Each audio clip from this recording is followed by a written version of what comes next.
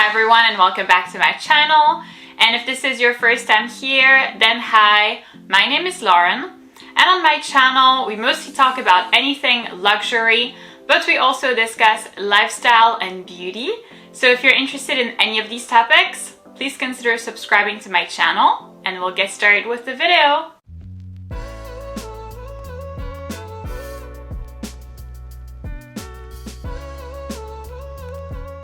So in today's video, I'm going to be presenting you a list of the reasons why I will not be purchasing the Louis Vuitton Capucines bag. So if you're curious to hear my thoughts on this bag, then please keep on watching. Alright, so let's get started with the video. First things first, I'm sure that you must be wondering why I'm holding a bag which I've said that I will not be purchasing. It's because this is in fact not a real bag, but rather a replica that a fake factory very kindly sent me. By the way, all of the relevant information will be in the description box of the video down below for you if you are interested in purchasing this bag or anything else from the fake factory. I've actually been working with them in the past on real versus fake videos and have been very pleased with the quality of their bags and of their accessories. So if you're curious to check them out, everything will be down here and we'll get started with the video. So the first reason why I will not be purchasing the Louis Vuitton Capucines handbag is because I consider it to be heavily overpriced. So this bag actually comes in various sizes, various types of leather, along with different colors, so it's quite difficult to put a price on it. But let's say for like a standard bag, we're looking at around $7,550 plus tax, which is very expensive, especially considering for me that this would be a daytime bag only. This would not be a handbag that I would take out during the evening. So $7,000 for a daytime bag is quite a bit of money, considering it's also Louis Vuitton, which is a lower tier luxury brand. It's not Chanel, it's not even Dior, it's, you know, Louis Vuitton, so $7,000 plus tax obviously, so you know, that brings you to probably close to $8,000.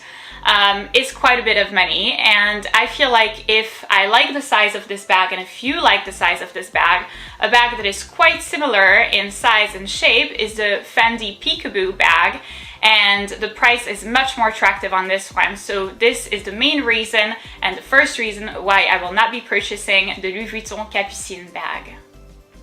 So the second reason why I will not be purchasing this handbag is because I find it to be incredibly impractical. So this bag actually features a divider in the middle. So if you open the bag, if you open the flap part of the bag and you're looking at the middle of the bag, I hope that my camera focuses and that you're able to see, but see right here, there is like a divider part in the middle of the handbag.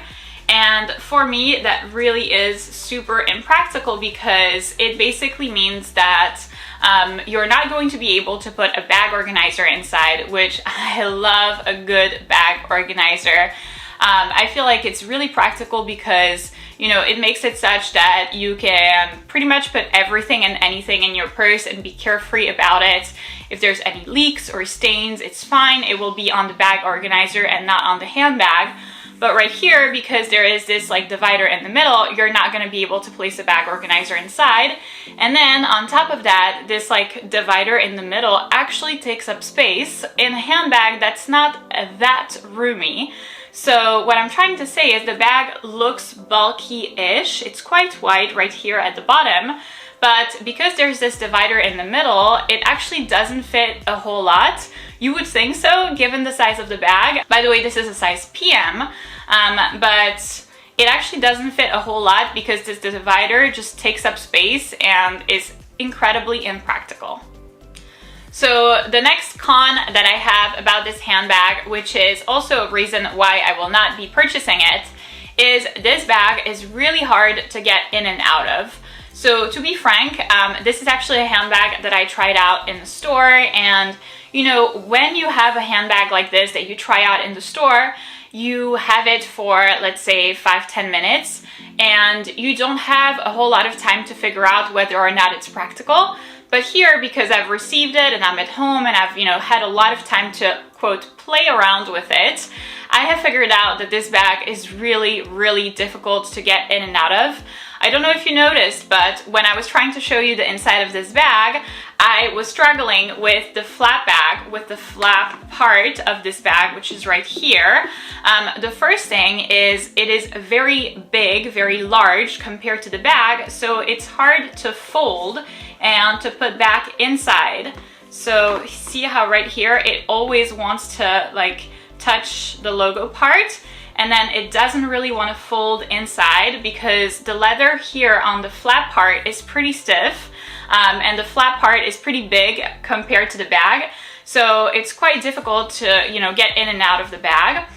And the next thing is the flap part has like a magnetism, but it's not very strong, so I feel like there's a big lack of magnetism on the flap part.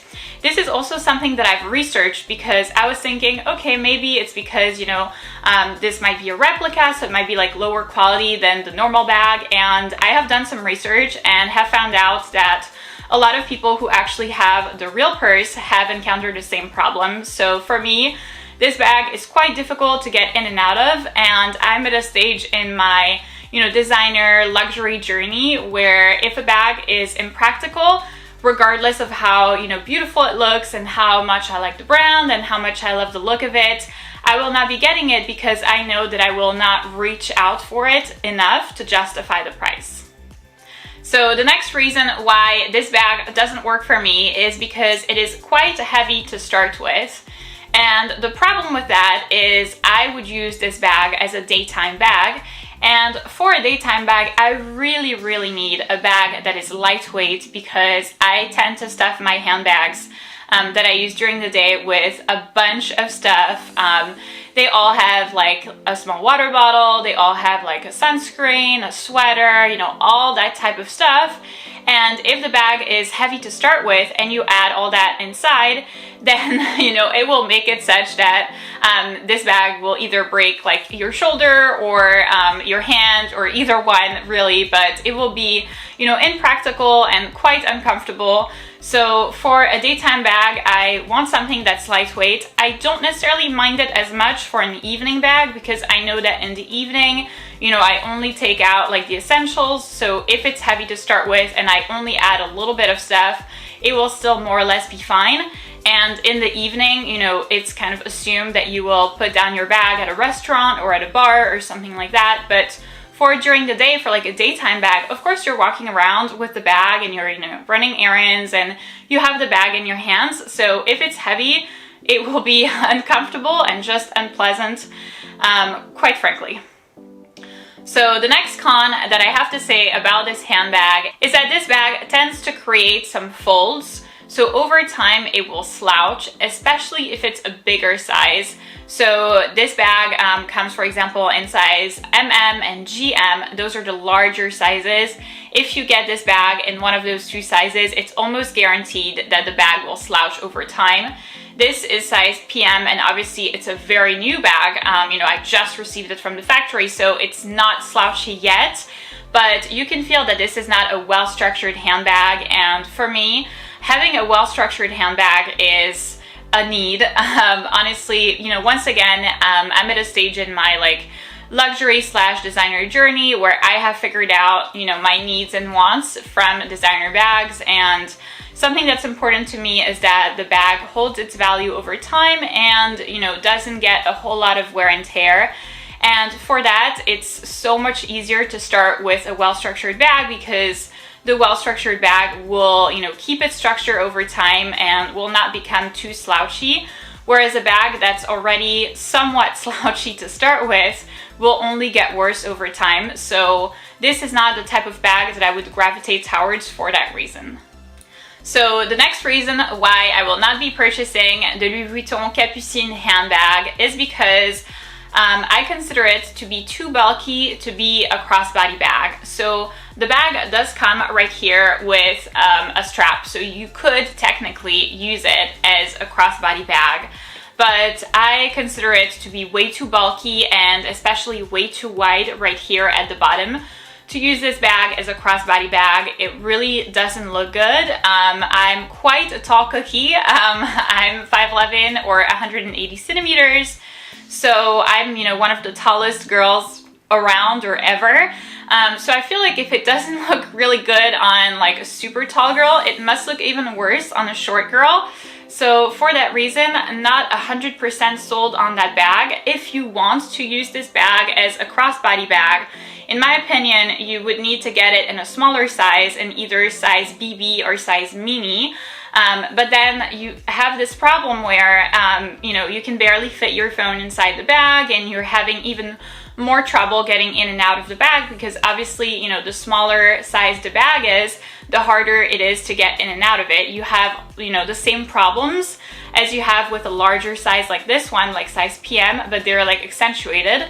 So it's just, inconvenient, I would say. And for a daytime bag, I really love a crossbody option, at least having the option to wear it. It doesn't only have to be, a crossbody. For example, I have Yves Saint Laurent bag, Sac de Jour, in size nano that I love and that I use a lot during the day. It has a crossbody option. It looks really good as a crossbody, but I don't just use it as a crossbody. I also use it as like, an actual handbag. But this one, because of how bulky it is, it really doesn't have that crossbody option anymore. And that, for me, for that price that we just talked about, is a big problem. And lastly, the last reason why I will not be getting this handbag is because I have read online and I have heard that this bag's hardware tarnishes over time, which for me is a huge problem. I've just explained that the wear and tear is something that's really important to me because I like to invest my money where it's safe, where it's, like a long-term thing. And for me, a bag that tarnishes is not going to be a long-term thing because, once it does look tarnished, I'll no longer be wanting to wear it. And so for that reason, I just cannot deal with a bag that tarnishes. Additionally, because it's really hard to get in and out of the bag, and you always have to, play around with this flap part, this will also create some scratches on the larger logo that's right here, which, if you do it once, if you do it twice, if you do it 3 times, is not going to be a huge deal. But just over time, over the long run, will create big scratches and will look like really bad wear and tear. So for me, I expect a little bit more from like a $7,000 handbag than, bad wear and tear. So that's it for this video, guys. Thank you so much for watching. I hope that this video was beneficial and informational for you in case you were looking at acquiring a Louis Vuitton Capucines handbag. Once again, and as always, it's not because this bag doesn't work for me or will not fit my lifestyle or will not fit my needs and wants that it will not work for you or that you have made some sort of a bad choice if you have this bag. That's not at all what I'm trying to say. What I'm trying to say is this bag, unfortunately, doesn't really fit my lifestyle or my needs and wants. So these have been the reasons why I will not be getting this bag. So if you did enjoy this video, please give it a big thumbs up, subscribe, and I'll see you in my next one.